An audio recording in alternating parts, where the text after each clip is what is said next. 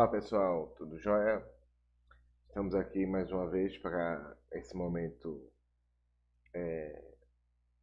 remoto da disciplina de Teoria da Computação. Hoje vamos começar a falar sobre complexidade de tempo, né? Tivemos dois momentos aí anteriores aí longos, né? Primeiro momento a gente conversou sobre a máquina de Turing, as suas potencialidades, algumas de suas variantes. E depois tivemos um outro momento, né? Encerrou a nossa aula remota passada, que foi sobre decidibilidade, tá? Então, um dos assuntos aí importantes aí da teoria da computabilidade. E a gente encerrou apresentando aí a demonstração da indecidibilidade do problema da parada. O problema da parada é um problema muito importante aí da teoria da computação, mais especificamente teoria da computabilidade. Tá joia? Bom, como sempre, né? Eu começo com um pensamento, tá? Hoje o pensamento aí é de um jornalista, crítico social americano, Henry Mencken, e ele vai dizer que para todo problema complexo existe sempre uma solução simples, elegante e completamente errada. Tá certo? Complexidade é algo que fascina muitas pessoas e em alguns momentos a gente quer resolver a complexidade com soluções simples. E nem sempre uma solução simples resolve o problema complexo, né?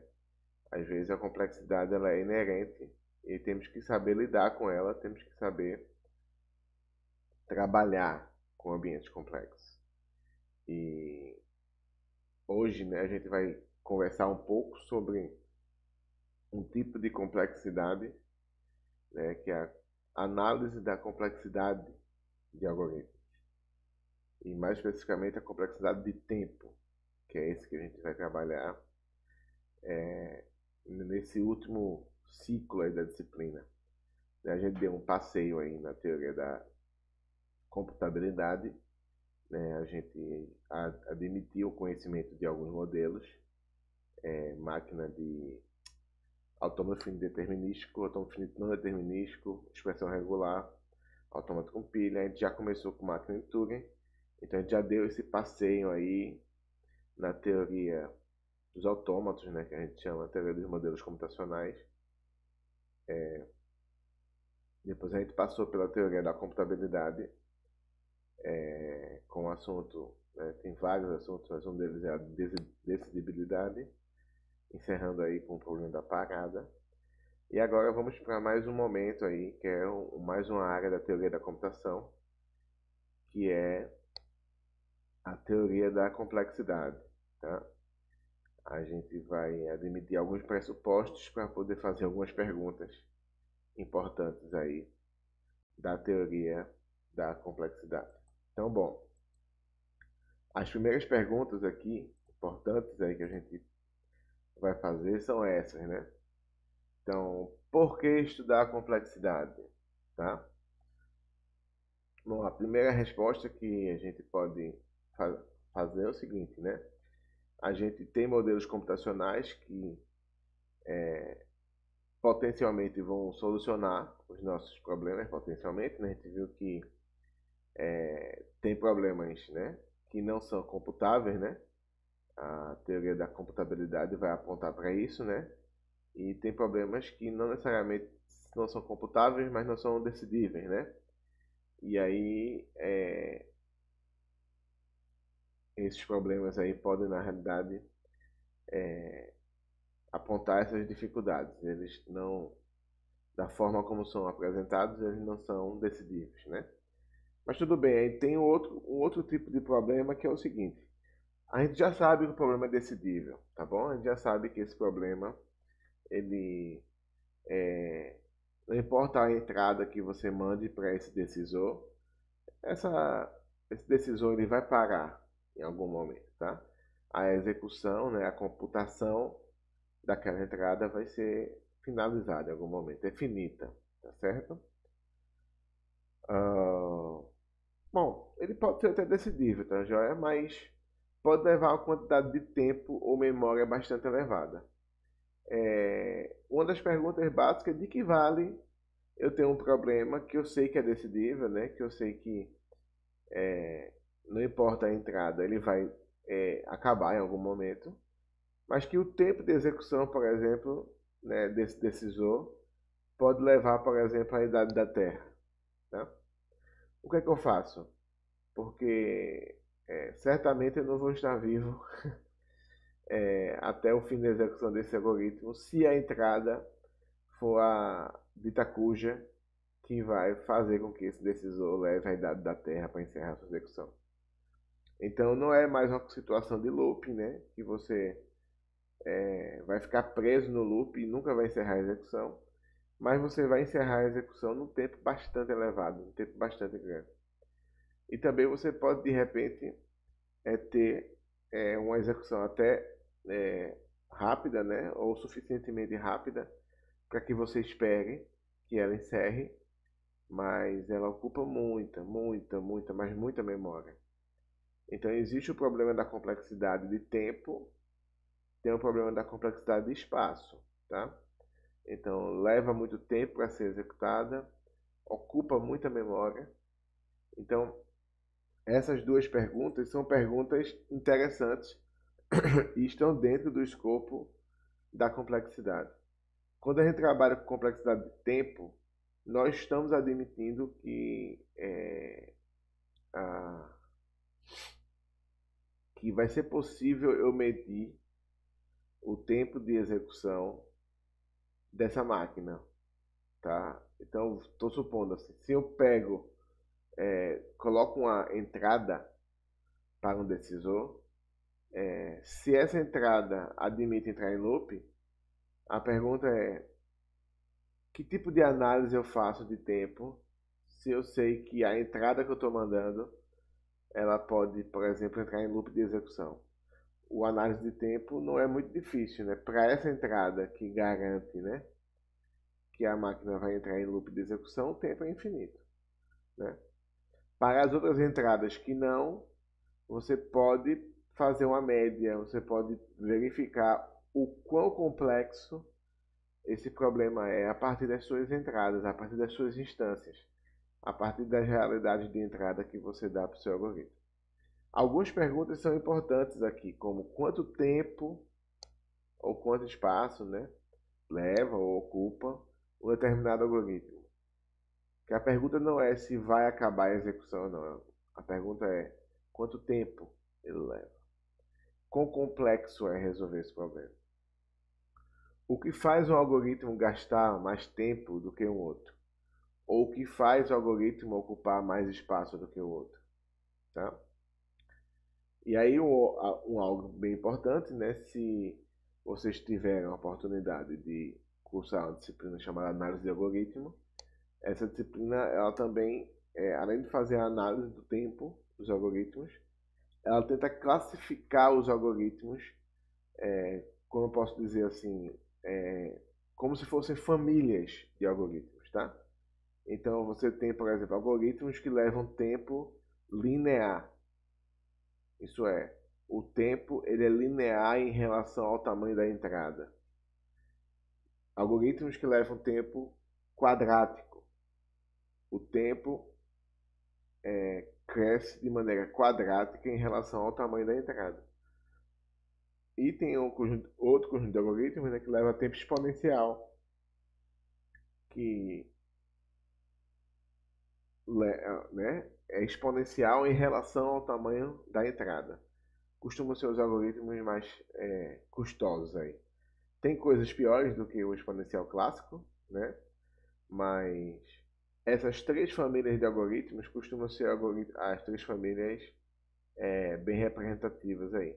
Tem outras, né? Logarítmicas, polilogarítmicas e mais. Mas essas três famílias de algoritmos são três famílias bastante importantes, né? Tempo linear, tempo quadrático, tempo ah, exponencial. Tá joia? Então, assim, não basta dizer é solúvel, tá? Eu quero dar um outro passo agora. Qual é o outro passo? Eu quero dizer é solúvel e eu quero dizer quanto tempo gasta ou quanto espaço ocupa e como eu posso agrupar esses algoritmos em termos de complexidade, tá bom?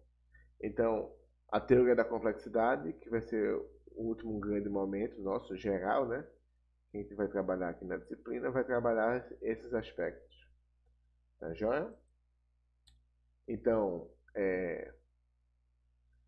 a pergunta que a gente vai tentar fechar no final dessa aula vai ser essa, né? Quanto tempo uma máquina de Turing simples precisa para decidir A?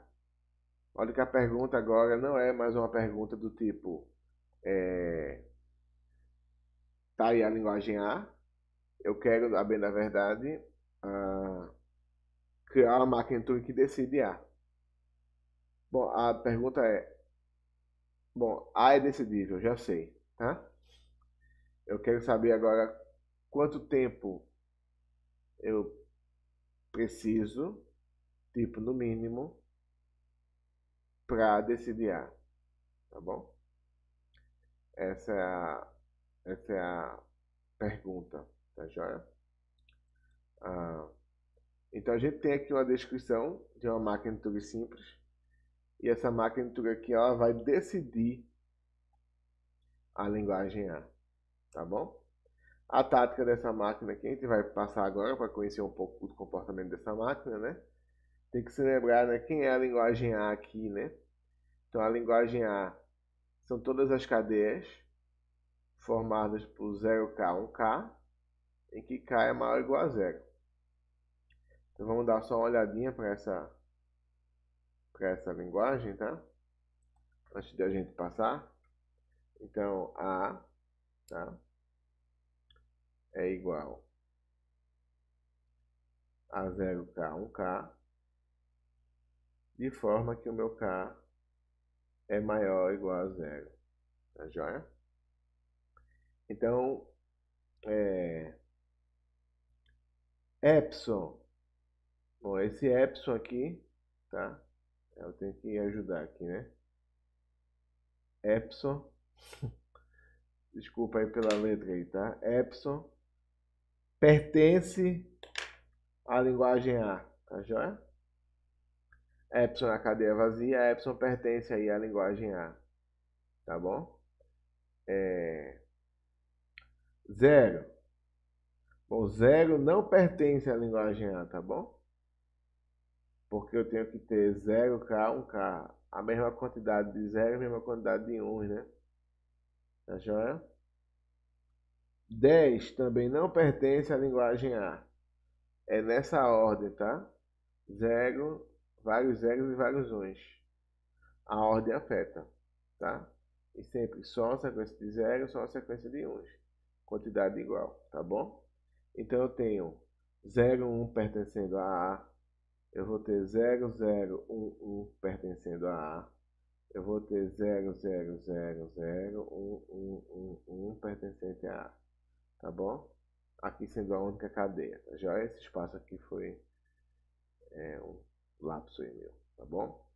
Então, essa cadeia pertence a A, essa pertence, mas essas duas não pertencem. Tá? Só para você sentir aí o cheirinho aí dessa linguagem aí, da linguagem A. Tá joia? Então, bom, quando a gente olha para essa máquina aqui, qual é a tática dela, né?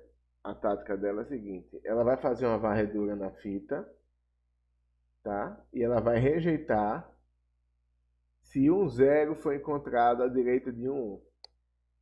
Tá? O alfabeto é 0, 1, então ela quer garantir que só tem vários zeros e vários uns, nessa ordem. Se tiver tipo um 10, isso é 1 e 0, isso quer dizer que quebrou essa ordem. O 10 eu não quero, né? Então, se acontecer um 0 aparecer na frente do 1, você já rejeita no passo 1, tá bom? E aí, se passou pelo passo 1 aqui, é porque eu tenho vários zeros e vários uns. Pode ser que eu tenha zero quantidade de zeros, né? E 0 quantidade de 1s. Pode ser.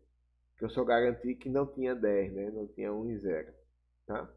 Então eu tenho que verificar se a quantidade está batendo, porque tem uma certa quantidade de zeros, pode ter até nenhum, e tem uma certa quantidade de 1s, que pode ter até nenhum também. Então, eu vou repetir esse passo 2 aqui, tá? Se ambos zeros e 1s permanecem sobre a fita, tá? E aí eu faço uma varredura na fita, cortando um único 0 e um único 1. A ideia é toda vez que eu varrer a fita, tá? É pra cá, né? Toda vez que eu varrer a fita, então eu faço o seguinte, eu corto um 0, corto 1. Aí varro de novo, corto um 0, corto 1, corto 0, corto 1. Se houver a mesma quantidade de zeros e 1s, depois que, se não houver zeros e 1s, né? Simultaneamente sobre a fita, eu vou verificar se sobrou zeros ou sobrou 1s. Se sobrou zeros ou sobrou 1, você rejeita. Caso contrário, você aceita, porque a mesma quantidade de zeros é a mesma quantidade de 1s. Tá joia? Essa aqui é a descrição da máquina M1 que decide A. E no final dessa aula aqui, a gente vai fazer a análise aí desse algoritmo. Tá joia? A gente vai fazer uma análise do tempo. Quanto tempo, né, essa máquina de Turing simples precisa para decidir A. Tá bom? Então, bora lá. Então, como é que a gente faz análise de tempo, tá? Então, vamos conversar um pouco sobre isso, tá joia? Então, bom, a gente tem aqui vários parâmetros que a gente precisa enxergar quando analisa, né, a questão da complexidade. A primeira é a entrada, tá bom? Então, a gente costuma analisar a complexidade do algoritmo a partir da entrada que você envia, tá bom? Então, se você mandar, por exemplo, uma cadeia qualquer, a cadeia ômega, por exemplo, tá? Normalmente você usa o tamanho, tá? O tamanho da sua cadeia de entrada, tá joia? Você está trabalhando com a cadeia genérica. Mas dependendo da sua entrada, isso pode ser distinto, tá? Então, por exemplo, se você está trabalhando com um grafo você pode utilizar o número de nós, por exemplo, tá joia? Se você também em um grafo você pode estar utilizando também o número de arestas como entrada, tá joia? Em estrutura de dados, por exemplo, o tamanho do vetor que vai ser ordenado, tá certo? A altura da sua árvore que você está tentando balancear. Então, isso vai depender do tipo de entrada que você esteja recebendo. E aí, esse tamanho depende da estrutura do tipo que você está utilizando, tá joia? Regra geral, vamos trabalhar aqui com o tamanho da cadeia, né? Tamanho da cadeia de entrada, tá? Ômega, tá? Em alguns casos, a gente vai restringir, né, a cadeia de entrada como um grafo, como uma máquina de Turing, como qualquer outra estrutura, tá bom? E aí é óbvio, né, que quando a gente trabalhar com um grafo ou outra coisa do tipo, temos que dizer de maneira mais explícita aí que tipo, né, de entrada ou o tamanho da entrada que a gente está se referindo. Tá joia? É comum que grafos a gente trabalhe no vértice ou nas arestas, ou até em ambos, em alguns casos, tá bom? E estrutura de dados tamanho do vetor ou altura da árvore, tá?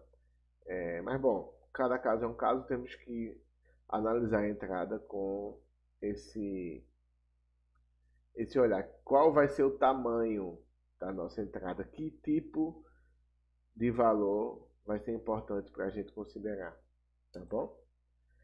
E aí, assim, existem vários tipos de análise de algoritmo, tá? Em termos de complexidade. As três mais clássicas que a gente tem são essas, né? Que é a análise do pior caso, a análise do caso médio e a análise do melhor caso, tá bom? Bom, a análise do pior caso, como o próprio nome já diz, é o seguinte, é você pegar um algoritmo, você pega todas as possíveis entradas, né, que o algoritmo pode ter, e você diz assim, no pior caso, qual vai ser a entrada que vai me levar a um tempo maior de execução. Tá? No pior caso, qual é a entrada que vai me levar, por exemplo, que vai ocupar um maior espaço em termos de memória, tá bom? Então a análise do pior caso vai trabalhar sobre essa ideia de saber qual é a entrada, né? E às vezes você não está nem preocupado em saber qual é a entrada, você está preocupado em saber qual é o custo desse pior caso, tá? Então é descobrir qual entrada pode piorar, né, o seu caso ao extremo, e você dizer, na pior das hipóteses, o seu algoritmo vai levar tempo tanto, ou vai ocupar tanto de espaço, tá bom? A análise do melhor caso, tá, é uma perspectiva oposta, tá bom? No melhor caso, o seu algoritmo vai ter um desempenho X, ou seja, em relação ao tempo, seja em relação ao espaço, tá bom? E tem outra análise chamada análise do caso médio, tá? Que é mais complexa, porque a análise do melhor caso e do pior caso, se você consegue identificar qual é a instância de entrada que representa bem o pior caso ou o melhor caso, porque geralmente não tem só uma, tem várias entradas que estão naquele grupo do pior caso ou do melhor caso, né? Então você praticamente consegue identificar essa entrada, trabalha em cima dela e faz a sua análise, tá? Então a análise do pior caso e do melhor caso tem sim um custo, né, para você fazer. Tem alguns problemas que não são tão simples de você conseguir fazer essa análise, mas é muito mais tranquilo do que fazer a análise do caso médio, tá? A análise do caso médio você tem que ter um conhecimento não só daquela pior entrada ou daquela melhor entrada. Tem que ter o conhecimento de todas as entradas ou ter, por exemplo, uma função estatística que descreva de maneira mínima como as entradas se distribuem estatisticamente. Qual é a distribuição estatística que descreve o comportamento dessa entrada? Porque o que você vai ter, na bem da verdade, é um cálculo, né, de média, né, uma esperança, né, de qual seria o custo médio em termos de tempo, ou qual seria o custo médio em termos de espaço. Tá? É uma análise mais complexa. Em alguns cenários, compensa sim você gastar tempo estruturando toda uma análise aí do caso médio. Tá joia? Aqui na disciplina que a gente vai usar, a gente vai usar aqui o tamanho da cadeia de entrada, tá? Até segunda ordem. Se a gente utilizar um outro critério, nós vamos, né, irei dizer para vocês, tá bom? E a análise até segunda ordem é a análise do pior caso, tá bom? Também, se for necessário fazer um tipo de análise, a gente avisa de maneira antecipada. Tá joia? E aí temos algumas definições importantes aí, que é para a gente entender como a gente vai medir essa questão do tempo, tá? Como a gente vai falar sobre o tempo, né, dentro dessa perspectiva de máquina de Turing, tá bom? Então, bom, eu primeiro estou admitindo M, né, uma máquina de Turing, né? Então, estou usando a definição 7.1, capítulo 7 do livro do Cipser. E o primeiro critério eu estou considerando que M é um decisor, tá bom? M aqui, ó. M é um decisor.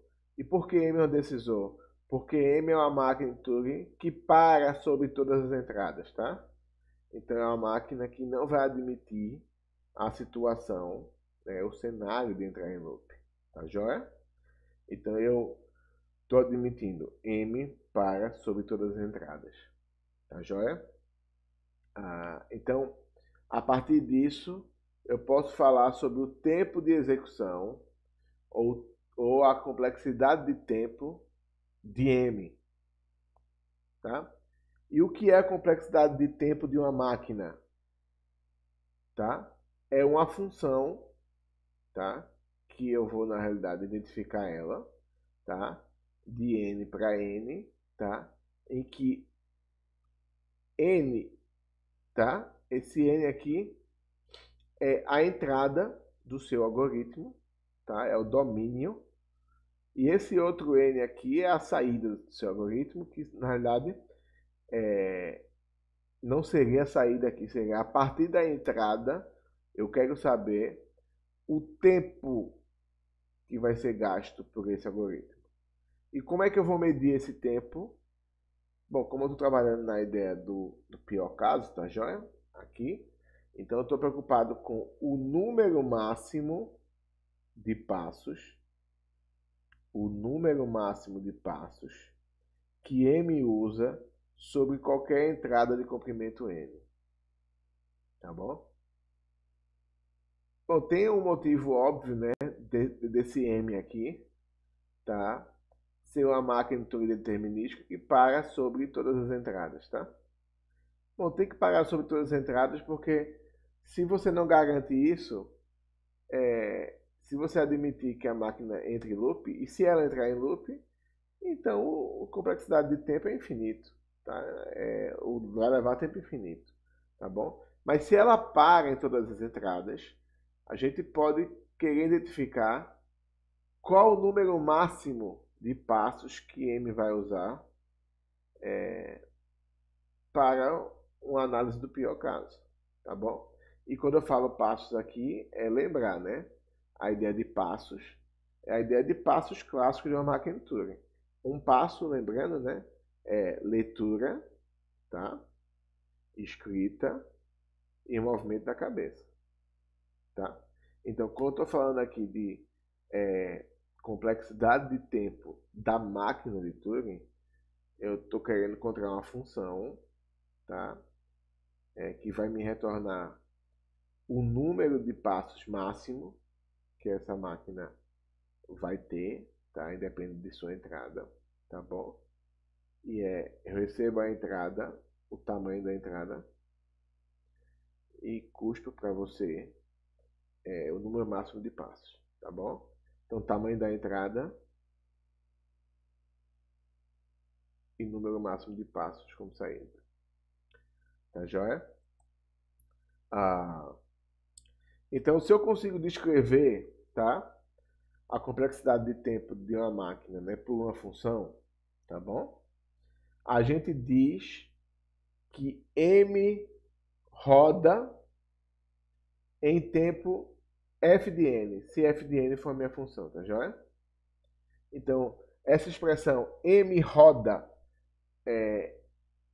em n2 ou M roda em log n é comum, tá joia? Não é uma expressão estranha, tá bom? Por sinal, é uma expressão que eu vou usar aqui, tá? M leva log n aí para executar suas entradas, tá bom? E aí o tempo de execução de M é n ao quadrado, tá? Então isso não é estranho a gente utilizar. E sempre que falar aqui na disciplina de maneira desprovida de qualquer ressalva, entenda que sempre estamos falando da análise do pior caso aqui, tá bom? Uma máquina de Turing de tempo Fn também é utilizado, tá? Então temos uma máquina de tempo N2, que é n ao quadrado, né? Temos uma máquina de tempo log n, tá bom? Então, costumeiramente, né, usamos n para representar o comprimento da entrada, salvo algumas ressalvas, tá bom? Como eu falei, tem algumas ressalvas clássicas aí. Estamos trabalhando com grafos? Estamos. Então, de repente, podemos utilizar não o tamanho da codificação do grafo, né? Então, número de vértices, número de arestas, né? São valores mais interessantes, às vezes, em uma análise de complexidade de uma estrutura um pouco mais elaborada. Tá joia? Beleza, tá? E aí, bom, vocês já devem ter visto, se tiver, né, já cursado aí a disciplina de análise de algoritmos, tá? Que a gente tem uma notação aí, tá? É a notação para se referir, tá? Não só a função, mas a família de funções, tá? Porque a gente não está somente preocupado com pegar os algoritmos, né? E dizer, ele leva é, o tempo de função, o tempo dessa máquina é 2 vezes n ao quadrado, ou 3 vezes n ao cubo, tá? A gente está preocupado, na realidade, em agrupar esses algoritmos em família de funções em relação ao tempo, tá? E uma forma de você fazer isso é tentar pegar essas funções, tá? E dizer que essas funções, tá? Elas pertencem à mesma família de funções, tá? Elas são limitadas pelo mesmo limitante superior, tá bom? Então, existe um limitante superior comum aí para várias funções, tá? E aí utilizamos um termo, né, chamado notação O grande, tá bom? Não é propósito aqui dessa disciplina a gente trabalhar em detalhes com esses termos. A gente está trabalhando aqui a título de revisão mesmo. Então, sugerimos sim que você, se caso perceber necessidade,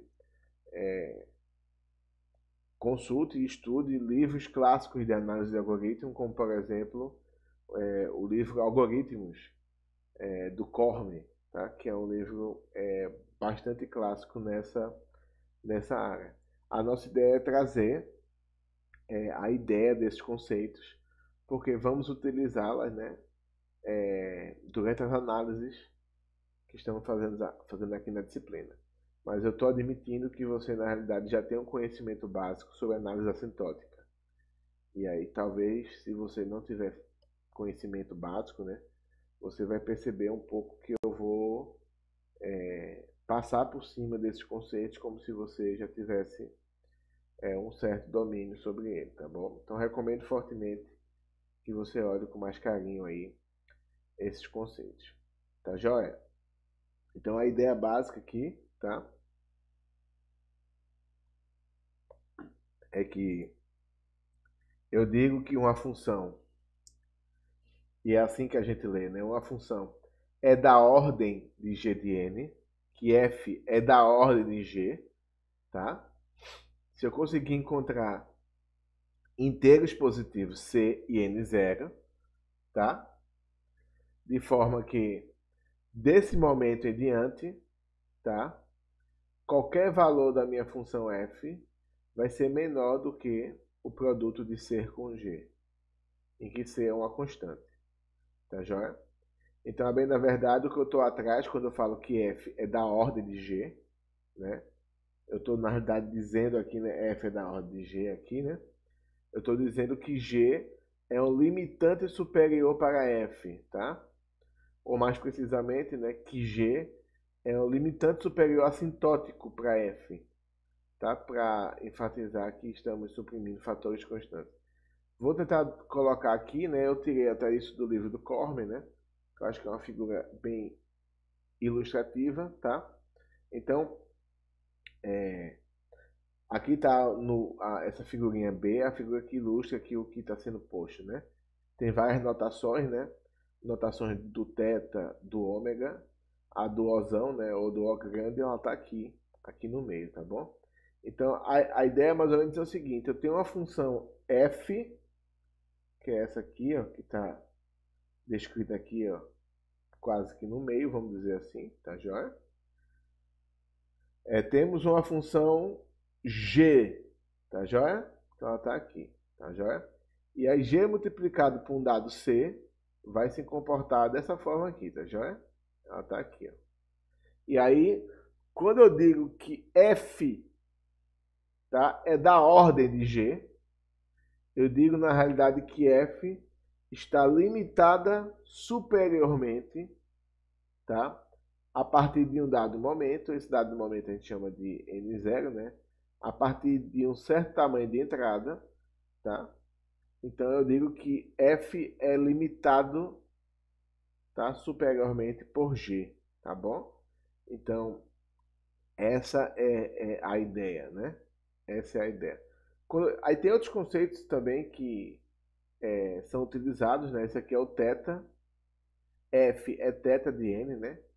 No caso aqui, f ao mesmo tempo ele consegue ser limitado superiormente por g e consegue ser limitado inferiormente por g.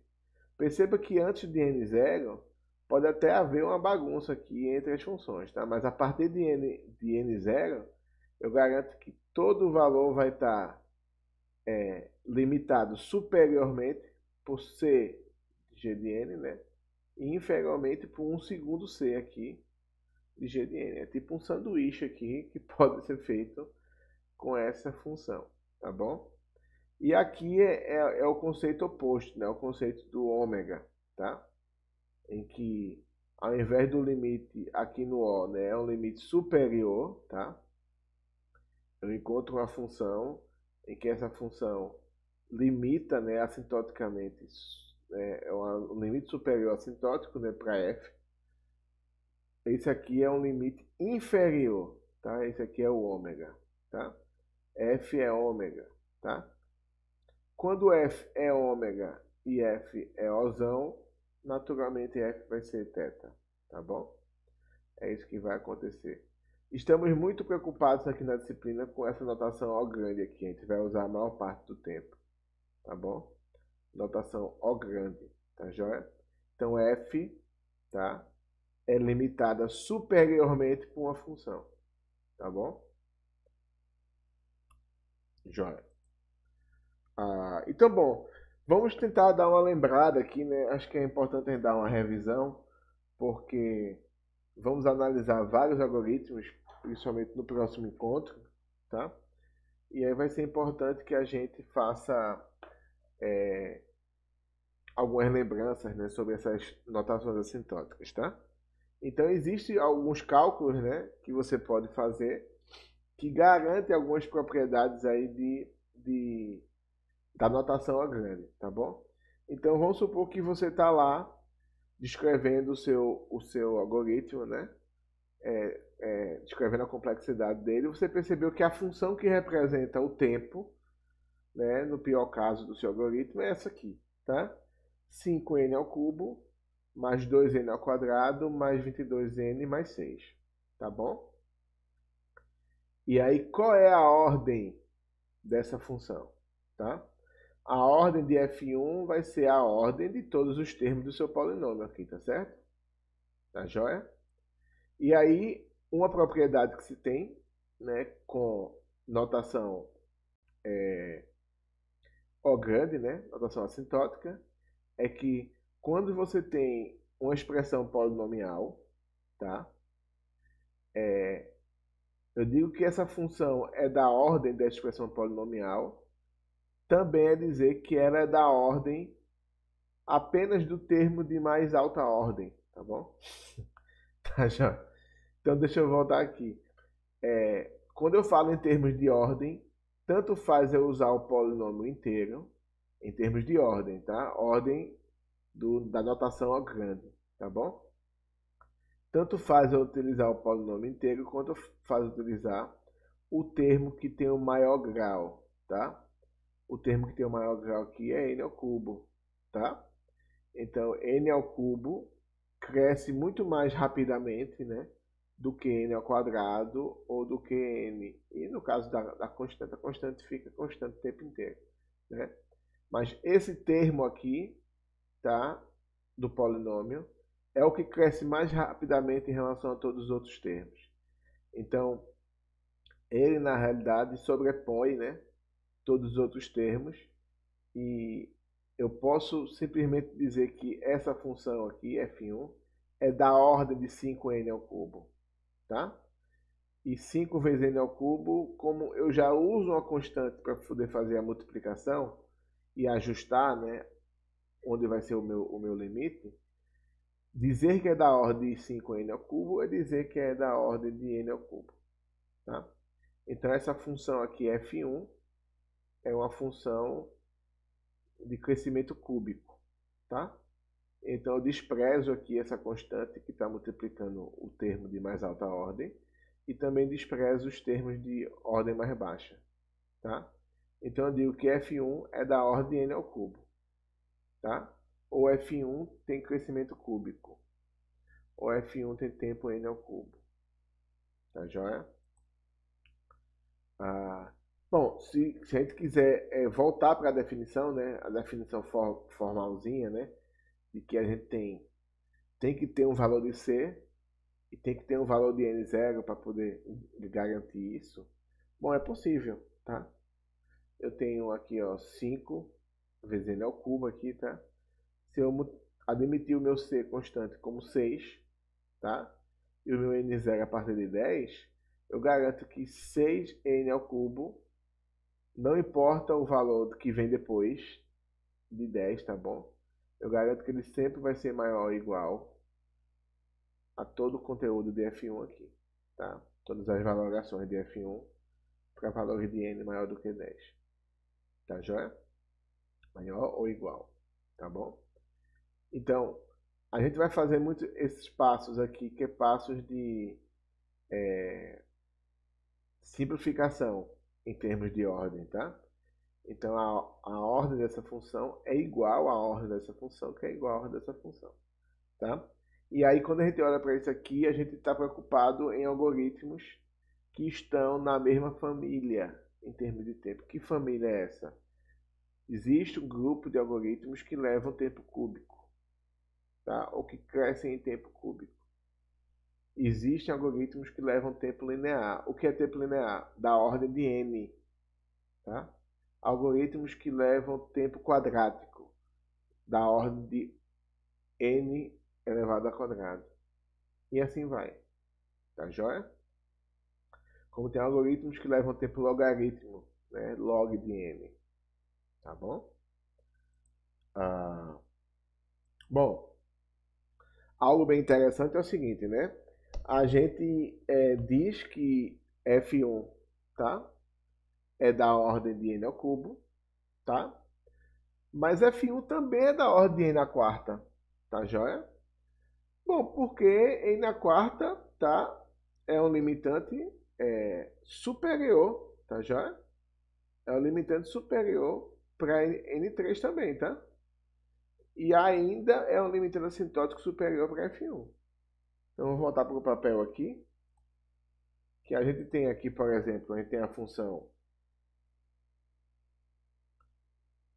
né, vamos supor aqui, né? Estou dando um chute aqui, né? Temos f1, tá bom?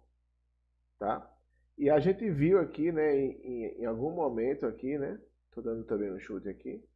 N3, opa, n ao cubo, tá joia? Então, n ao cubo, né? Aí você pode multiplicar por um c aqui, tá? Que é a constante.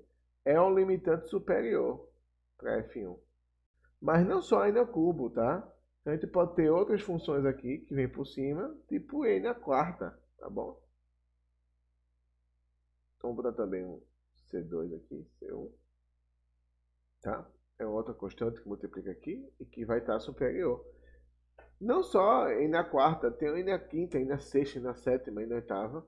Né? Se n à 3 consegue ser um limitante superior para f1, qualquer n maior do que 3, qualquer expoente maior que 3 também será n à quarta, n à quinta, n à sétima, n à oitava.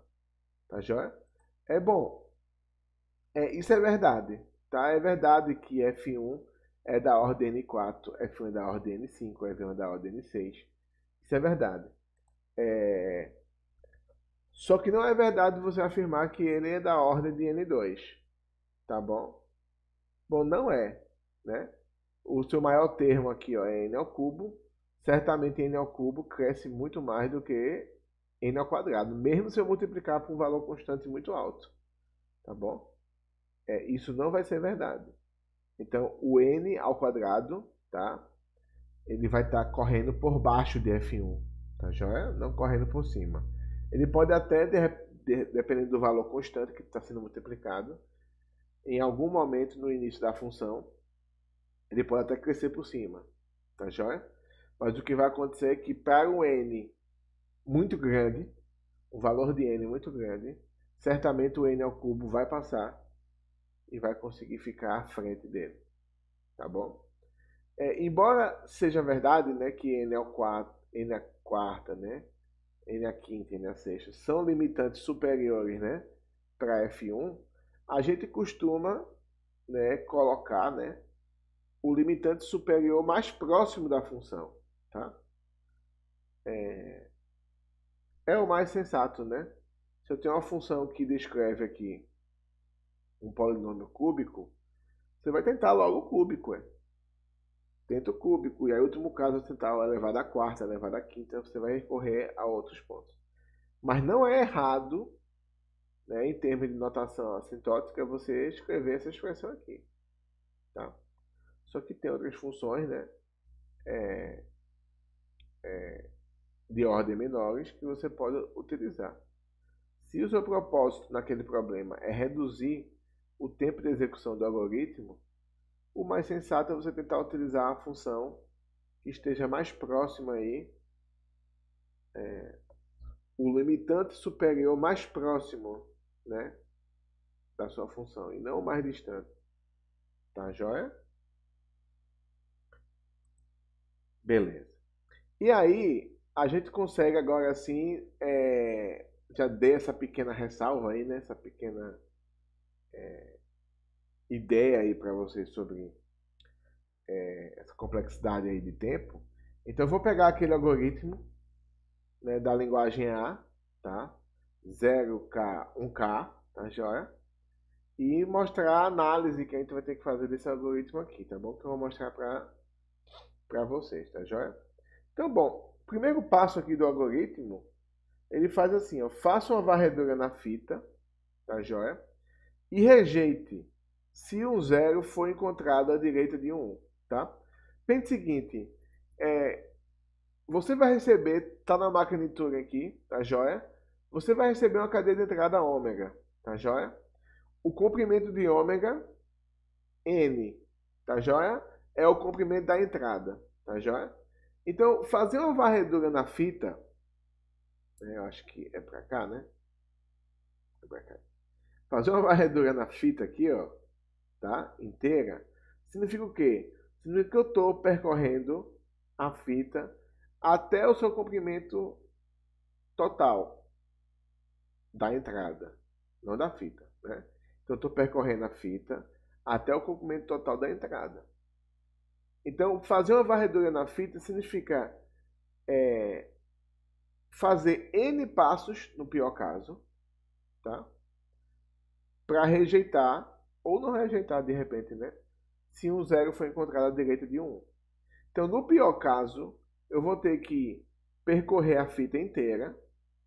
No caso, a fita inteira é errado, né? Percorrer até o fim da entrada, né? Que está descrito na fita. Tá joia?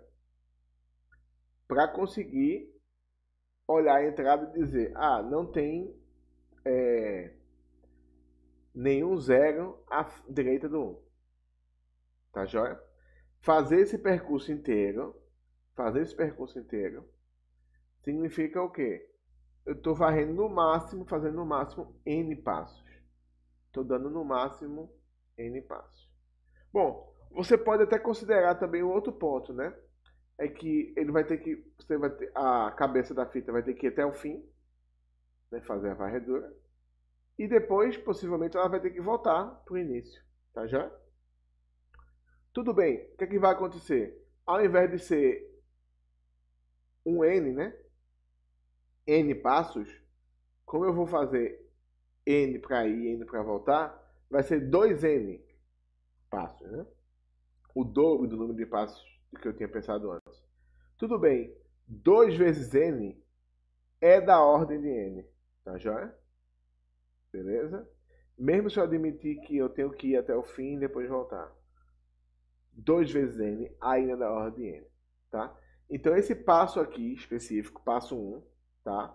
O custo em termos de tempo é da ordem de N passos. Você vê, né? N passos. Eu não sei o tempo em termos de segundos, minutos.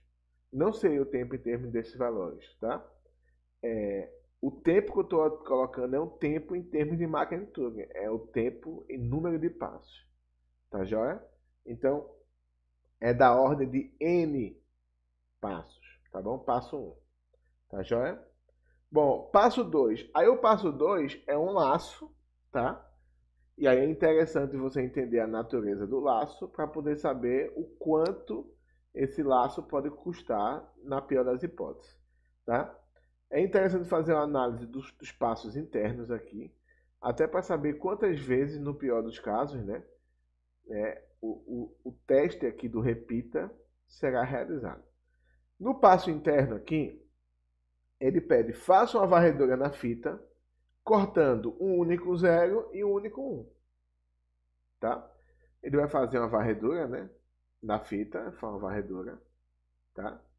E aí, bom, na pior das hipóteses, ele pode cortar o único 0 e o único 1 lá no finzinho, tá? Lá no finzinho da fita. Se ele cortar no finzinho da fita, ele vai ter que fazer N passos para ir, e se você quiser, a cabeça volta para o início já, para deixar prontinha para a próxima iteração. Na pior das hipóteses, vão ser 2 vezes N, né? 2N passos. Da mesma forma aqui de cima, 2N passos é da ordem de N, tá? Então, fazer uma varredura, corta um 0 e corta um 1. O custo, na pior das hipóteses, aí, é da ordem de N passos, tá bom? Então, bom, e quantas vezes isso aqui vai se repetir? Quantas vezes? Bom, como toda vez que eu estou varrendo a fita, eu estou cortando 2 símbolos, tá? Eu corto um único 0 e depois eu corto um único 1, tá? Se quando eu varro eu tenho N elementos, né? Porque é o tamanho da minha cadeia, tá bom? Então, a quantidade de elementos que eu tenho, se eu vou cortando 2 elementos, aí eu vou para o papel aqui, que acho que fica mais fácil para ver, né? É N dividido por 2, tá joia? Porque eu seria N se eu cortasse apenas um. Mas não, a cada vez que eu corto 2 elementos, tá? Então, eu preciso N dividido por 2 passos para poder, N laços, né? N por 2 iterações para poder garantir todo aquele ciclo ali. Todo aquele passo inteiro lá, tá bom?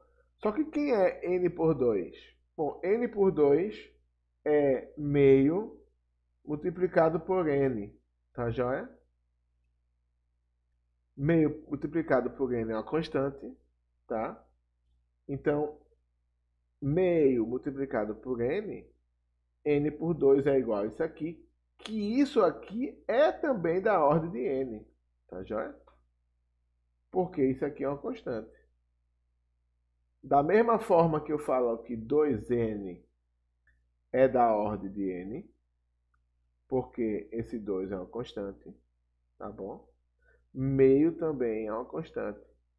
E quando esse N assumir um valor muito grande, ele é da ordem de N, vai estar limitado por N lá em cima, tá bom? Então, em termos de ordem, também eu tenho aqui, ó, ordem de N. Então, eu vou executar esse laço na ordem de N vezes, e dentro do laço, eu vou executar operações que vão me dar também na ordem de N, tá bom?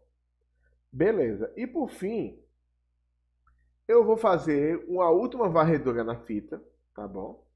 Porque eu quero verificar se sobrou zeros, tá?